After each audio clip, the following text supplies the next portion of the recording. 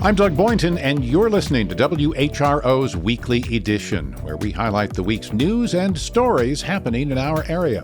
Welcome to Week 1 of March 2025. In this week's program, Norfolk's Housing Authority has the go-ahead to revamp 2 more public housing communities downtown. Also, scientists measured and sampled tidal flooding throughout Hampton Roads last year. We'll hear what exactly they learned and what it could mean for the future. People should not be playing in it or recreating in it. And local public schools are gearing up for their spring literacy initiative. WHRO's Barry Graham will give us the update.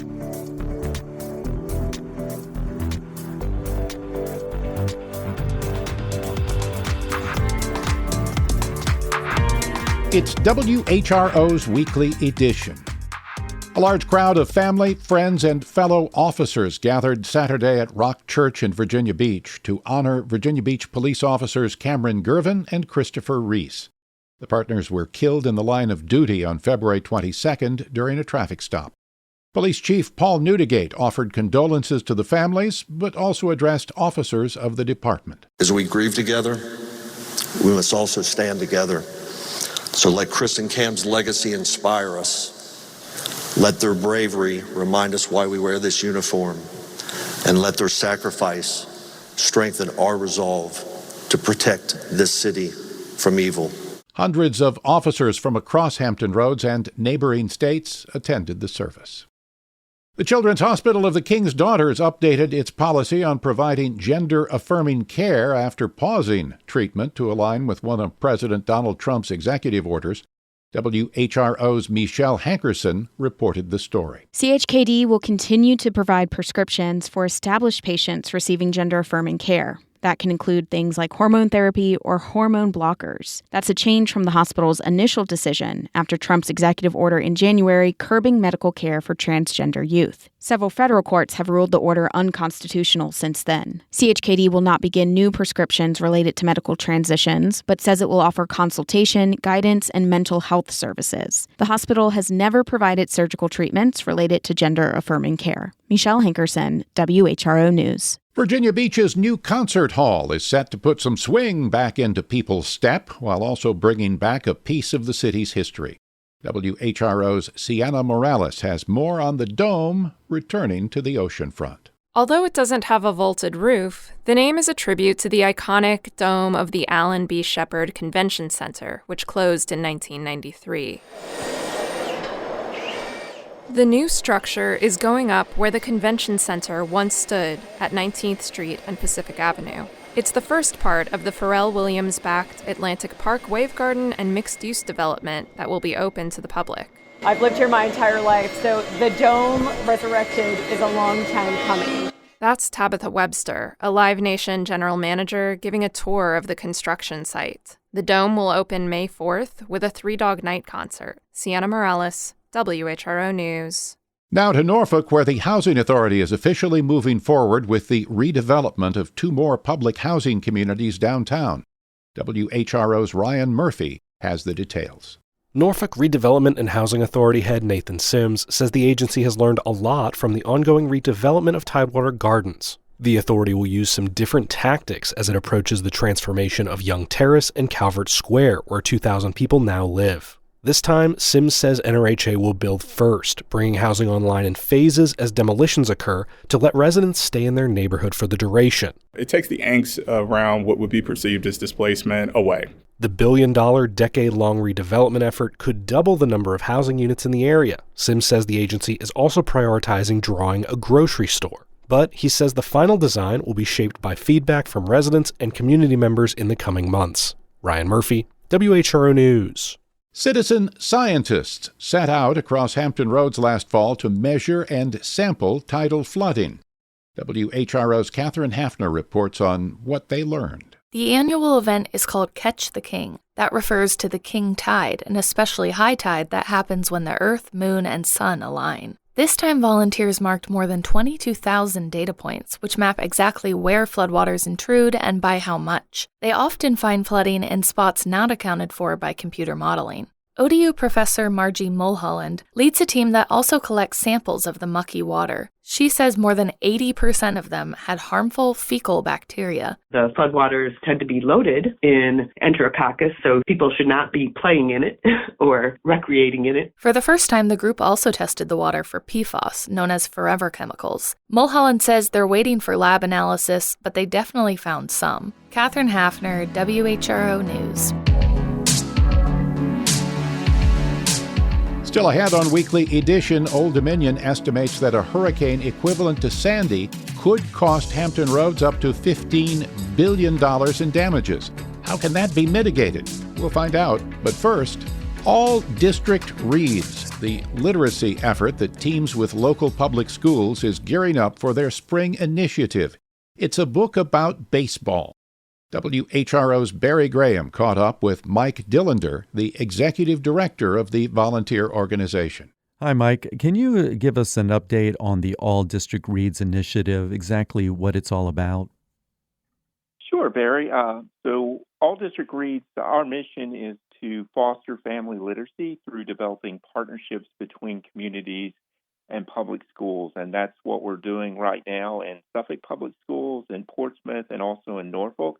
And how we go about doing this is that twice a year, so in the fall semester and also in the spring semesters, the school districts will select a book that all the elementary schools will read at the same time. So it impacts K through 5. Typically in Portsmouth, it's K through 6 because the elementary school goes through 6th grade. And ADR supports the school administrators and teachers by creating a packet of content questions and also a reading schedule, as well as providing training. And so with the training and the incentives that we put in place for the children to take the books home and read, what we're trying to get out is family literacy. And as Dr. Gordon, who's the superintendent of Suffolk Public School Systems, has said, and we've quoted him quite a bit, is that we think that getting children to read for pleasure is the missing piece of the literacy puzzle. So that's what we're trying to get after, is that missing piece.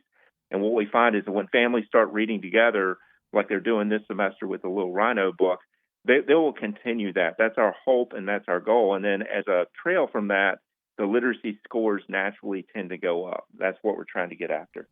Let's go back to the previous book that the students were working with, which was the School Days with Humphrey book. Can you tell us what that book was all about and how the kids responded to it? School Days with Humphrey is a hamster, and the response was just enormous. Some of the classrooms, the teachers bought, hamsters, and they named them Humphrey the hamster. And so it's that type of, the spark of the imagination, and all these different books that we choose, whether it's Humphrey or Little Rhino, there's lessons about life. And it also creates a buzz on the school buses. Everybody in the school talks about what Humphrey did in this chapter that they read last night. And it just really fosters a sense of community throughout the school.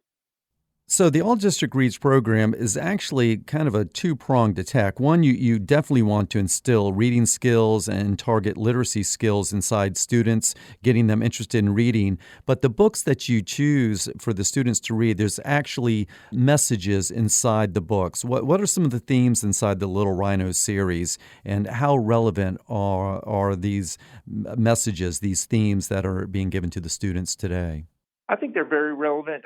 Some of the things that come to mind in Little Rhino are teamwork, working well with others, of course, and dealing with adversity and setbacks, and just having a positive outlook on life and looking to other people for help in situations where help is needed. This initiative is coming as the school year is slowly starting to wind down. Some schools I know this year will be closing by the end of May. Does this initiative take into account summer learning loss and that you hope to keep the students reading over the summer? That's exactly what we're trying to get after. And we have so many countless stories of children starting to read at home for the first time with their families, and then asking the families, All District Reads is not coming again until fall. Can we go to the public library and check out some books in the summer and just keep reading? That's exactly what we're after with this program. Just the consistency in the reading, and that's the real value of the program, the family literacy aspect of it.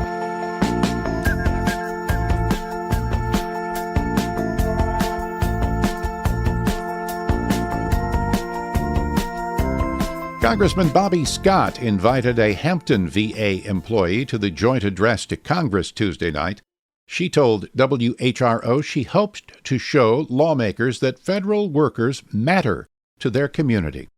WHRO's Michelle Hankerson has more. The federal workforce has lost as many as 100,000 employees since President Donald Trump took office. One of them is Alexandria Hunt. She was laid off from her job as a supply technician at the Hampton VA Medical Center in February. Hunt says taking care of other veterans gave her purpose after she retired from the Army. She went to work one day and found her email account wasn't working. Her supervisor didn't know why until hours later when he found out her position was cut. I just immediately broke down crying because I could not wrap my head around that I was being fired. And it had nothing to do with my skills. It just had to do with this whole thing that was pushed down to eliminate workers. The Hampton VA lost 12 jobs. Hunt says her department is now understaffed. Michelle Hankerson, WHRO News. And we should mention WHRO's Sienna Morales helped with that report. Dealing with overdoses in Virginia schools was one of Governor Glenn Youngkin's top concerns on the campaign trail. Last week, the state's Board of Education voted to approve new guidelines for how schools should inform parents when they happen. But some of the language proved too controversial for even members appointed by Youngkin. WVTF's Brad Kuttner has more. I think it's important for the board to understand that those facts are in dispute. That's Virginia Board of Education member Ann Holton criticizing the specific mention of Loudoun County schools in Governor Glenn Youngkin's campaign-promised overdose parental notification policy. Loudoun has been a flashpoint for numerous politically charged education issues since the 2021 election, including claims of poorly reported student fentanyl overdoses. But Loudoun County Superintendent Aaron Spence wrote a letter to the board, read aloud in part by Holton, which said references to the number of overdoses and the way in which parents were notified, as mentioned in the draft policy, differed from the county's version of events. Specifically, the introduction states that LCPS did not notify parents until 20 days later. This is not true. Holton is the only member of the board not appointed by Youngkin, and she's often been the lone voice against some of the administration's education policies. Youngkin appointee and board vice president Bill Hansen supported the inclusion of the Loudoun County language. I think it actually is helpful to us to identify illustrations of the problem that we are trying to address with these overdose guidelines. But Hansen failed to sway other Youngkin appointees, including civil rights attorney Ida McPherson. And I'm concerned about students talking about who it was, as this all becomes public. The final vote of 4-2 included 3 Youngkin appointees. In Richmond, I'm Brad Kuttner. Charlottesville unveiled a state historical marker this week that recognizes the sales of enslaved men, women, and children on Court Square in the 18th and 19th century. WMRA's Randy B. Hagee reports. More than 75 people gathered outside the Albemarle County Courthouse on Monday afternoon, March 3rd, a day that Charlottesville recognizes as Liberation and Freedom Day. That's the anniversary of the arrival of Union cavalry in 1865, when many enslaved residents, who made up more than half the population of Albemarle County, escaped bondage.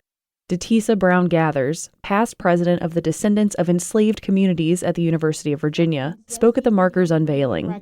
And I want to even mention about the location of it being upright. All right, let's say upright.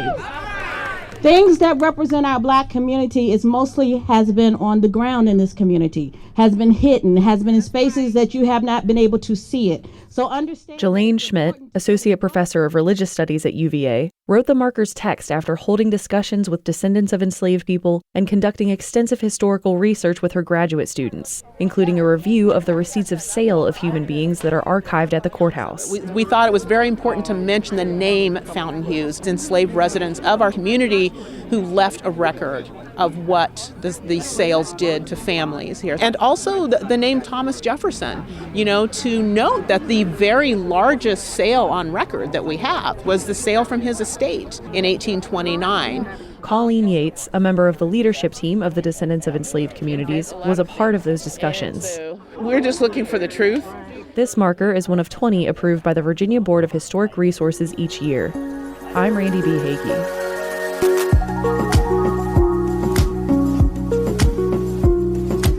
This is WHRO's Weekly Edition. Remember, for any stories you've missed, you can visit us on the WHRO smartphone app or all social media platforms. Did you know that one of the biggest influences on the Virginia government was a legal paper by an Iowa Supreme Court justice? We're talking about the Dillon Rule, a concept that limits local governments to only powers granted to them by the state.